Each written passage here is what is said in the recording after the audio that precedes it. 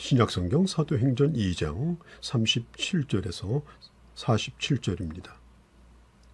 오순절날 베드로가 행했던 베드로의 첫 번째 설교를 계속해서 이어가고 있습니다. 37절에 이렇게 말합니다. 예수님의 십자가와 부활의 메시지를 전하면서 베드로는 당신들이 십자가에 못 박은 이 예수를 주와 그리스도로 삼으셨다라고 결론을 내립니다.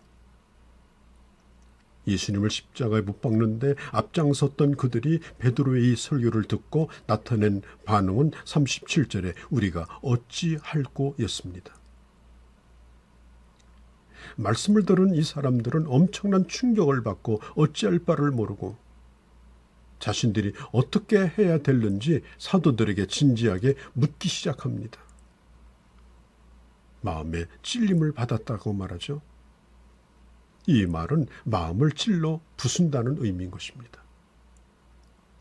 예리한 면도칼로 종이를 자르면 분명히 잘라지는 것처럼 이 낯선 검과 그 예리한 이 칼과 같은 하나님의 말씀으로 그 심령이 지금 완전히 배임을 당한 그런 상태를 의미합니다.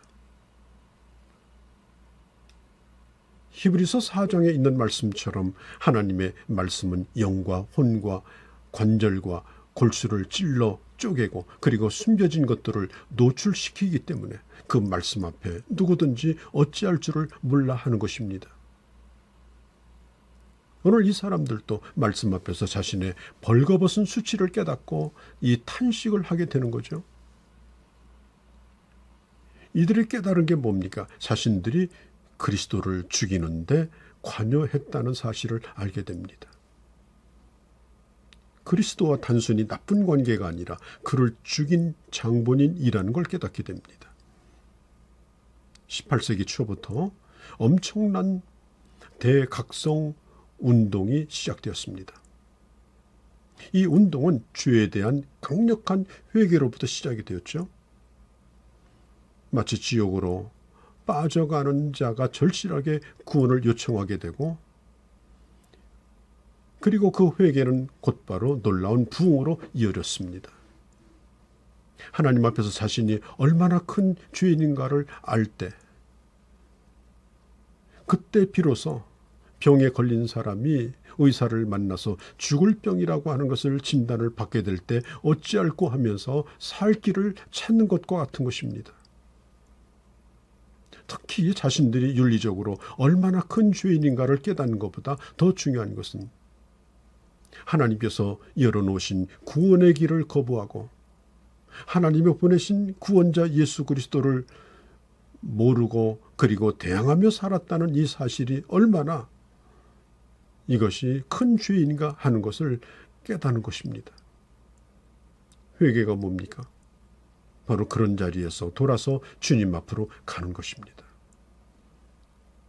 의사가 환자의 환부를 열어보니 불가능, 너무 늦었음, 이런 판단을 내릴 때에 그 사람은 절망하게 되죠. 어떻게 하면 살까를 구합니다. 오늘 이 사람들도 똑같습니다. 38절, 39절부터 그들이 살아날 수 있는 길을 베드로가 제시하는데 이게 바로 복음인 것입니다. 베드로는 이렇게 말합니다. 강력하게 회개를 촉구하고 예수 그리스도의 이름으로 세례를 받고 죄 사함을 받으면 성령을 선물로 받을 것이라고 말하고 있습니다. 인종이나 혈통을 초월하여 예수를 믿는 자에게 하나님은 성령을 선물로 주시고 새로운 시대를 열어주십니다. 성령은 하나님의 부름에 응답한 자를 거듭나게 하시고 그를 떠나지 않고 내주하시며 그 안에 그와 연합하시고 그를 거룩한 하나님의 사람으로 점점 만들어 가시는 그런 하나님의 특별한 선물이 바로 성령님이십니다. 예수를 믿는 모든 자에게는 이런 동일한 성령을 선물로 주셨습니다. 그리고 언제 성령을 받느냐? 예수 그리스도의 죽음과 부활과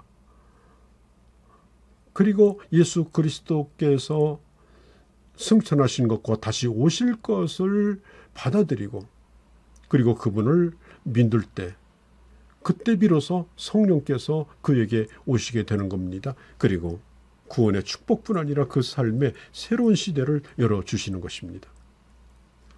41절에 보면 그 말을 받은 사람들이 세례를 받으며 그날의 제자의 수가 3,000이나 더 하더라고 했습니다. 자, 그날 베드로의 설교를 듣고 회개하고 3,000명이 회개하고 예수를 믿었습니다. 여러분, 어떤 교회가 교회입니까? 복음을 전하여 구원받는 사람의 수가 날마다 더해가는 교회가 교회입니다. 120명이 3,000명이 변하는 기적이 며칠 만에 일어난 겁니다. 그 후로 5,000명이 더 구원을 받습니다. 그 후로는 숫자로 기록을 할 수 없을 정도로 셀 수 없는 무리들이 주님 앞으로 돌아왔습니다. 이런 부흥의 역사를 누가 일으킵니까? 하나님이 일으키십니다. 우리는 오늘 교회 시초라고 할 수 있는 이 원시적인 교회를 만납니다. 이 초대교회는 복잡한 조직이 있었던 것이 아니고 직분도 있었던 것이 아닙니다. 또 어떤 교단에 속한 것도 아니었습니다. 또 초대교회 때는 재벌이 출석한 것도 아니고 권력자가 나온 것도 아닙니다. 거기에 굉장한 학자도 없었습니다. 그저 평범한 사람들 뿐이었습니다. 오늘 사도행전 2장 42절 47절에 보면 이 초대교회의 아름다운 모습이 눈앞에 펼쳐집니다. 초대교회는 사도들의 가르침을 받았다고 말하죠. 42절에. 흥부는 있지만 뿌리가 없으면 쉽게 뽑힙니다. 먼저 말씀을 배워야 하고, 그리고 이 말씀을 기초로 해서 신앙의 정통성을 가져야 합니다. 교회 문제는 유형별로는 다르지만 본질적인 원인을 캐 들어가 보면 한마디로 배우려고 하지 않는 교인들, 가르치지 않는 교육자가 바로 무능한 교회를 만드는 것입니다. 초대교회는 하나님의 말씀을 가르쳤고 배우는 교회였습니다. 또 42절에 보면 서로 교제하는 교회였습니다. 여기서 말하는 교제는 단순한 만남이 아니고 나눔을 의미합니다. 서로의 필요를 헤아리며 채워주는 구체적인 행동이 있는 교회였습니다. 자기 것을 자기 거라고 말하지 아니하는 새로운 사회주의가, 새로운 공동체가 시작이 되는 그런 시점이었습니다. 오순절을 지키기 위해서 왔던 순례자들이 은혜를 받고 예루살렘에 머물게 되자 그들의 의식주가 바닥이 납니다. 그런데 그들의 교회 안으로 들어옵니다. 그러면서 결국 그들의 필요를 교회가 채워주기 시작한 것입니다. 46절에 보면 초대교회는 모이기를 힘쓰는 교회였습니다. 공동체가 병이 들어가면 모이는 일부터 피하게 되죠. 열심히 모여서 예배를 드리고 기도하고 또 교제를 나누게 되니 성령이 뜨겁게 타오릅니다. 여러분, 주일 예배와 구역 예배는 교회의 앞문과 옆문이라고 했습니다. 앞문으로 들어와서 예배를 드리고 앞문으로 나가지 않고 옆으로 나가서 작은 소그룹에 들어가서 함께 교제를 나누며 말씀을 나누며 그리고 주의 사랑을 나눌 때 그 영혼이 건강해지는 겁니다. 물 빠져나가듯이 예배드리고 그냥 빠져나가는 사람은 세월이 아무리 오래 지나도 그 영혼이 메마를 수밖에 없는 것입니다. 또 그들은 46절에 보면 떡을 떼며 교제했습니다. 다시 말해서 가족 개념을 가진 공동체였던 것입니다. 밥상 공동체입니다. 그것이 작은 천국입니다. 거기에 주님의 사랑이 있습니다. 앞서는 자와 뒤서는 자가 있고 돌봄을 받는 자와 돌보는 자가 있습니다. 누구의 차별도 없습니다. 누구도 제외되지 않는 작은 천국이 바로 교회였습니다. 그리고 42절, 43절에 놀라운 표적이 나타났습니다. 그들은 기도하는 일에 힘썼고 주님의 주시는 능력으로 역사하게 되니 그 역사를 보았던 사람들이 그것을 보고 깜짝 놀라워서 교회를 두려워했습니다.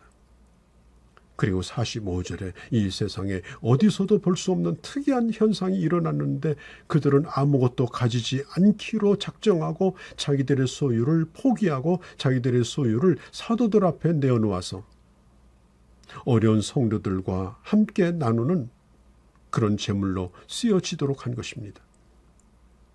세상이 누구를 두려워합니까? 많이 가진 부자를 두려워하는 것이 아니라 진정으로 소유하지 않기로 한 사람을 보면 그를 두려워하는 것입니다. 그리고 마지막으로 찬미하며 온 백성에게 칭송을 받았다고 했습니다. 오늘 우리의 교회들이 이런 초대교회와 같은 교회가 되어서 이 세상으로부터 칭찬을 받고 그리고 한 영혼도 잃어버리지 아니하고 구원받는 자의 수가 날마다 더하는 그런 역사가 있기를 바랍니다.